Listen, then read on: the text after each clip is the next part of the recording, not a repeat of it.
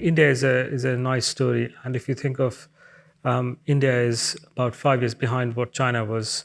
So China's inclusion started in 2019, and you have the similar tailwinds that China had when the index inclusion started.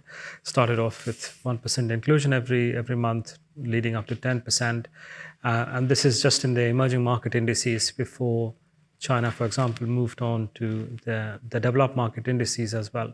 So there it got much bigger inflows with wider investor base because while in emerging markets there are only hundreds of billions of money tracking, in developed markets you have trillions of money tracking. For example, Global Ag, Bloomberg Barclays Global Ag, or FTSE's World Government Bond Index have trillions.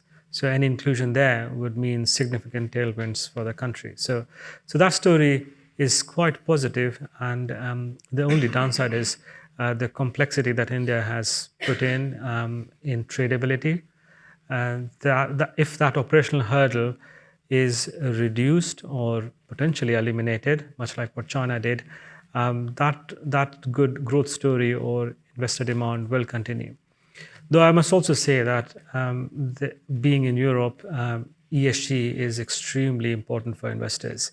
And China, when we talk about ESG, while investors might like it, clients, we have seen pretty much most of our clients exclude China.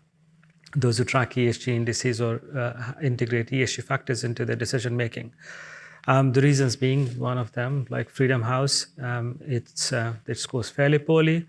But when you also look at other factors for India, India, while at the moment is getting the benefit, but it should also be cautious because when ESG investors look at India, it doesn't score too well.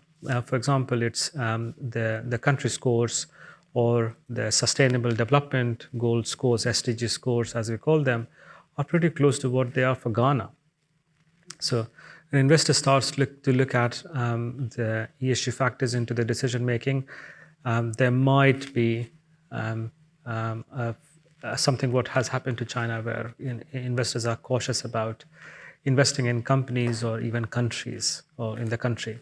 So it's a positive story, but there are some problems which might come about when ESG integration is looked very carefully by investors.